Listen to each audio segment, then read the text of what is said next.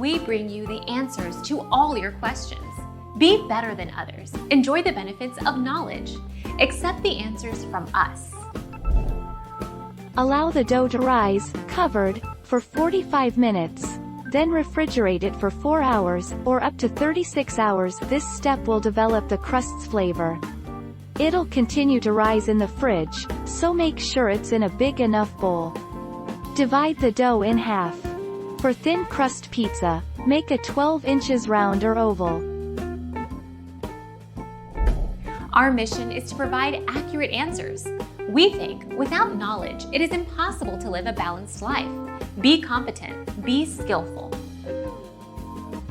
Thank you for watching. Don't forget to subscribe and hit the bell notification.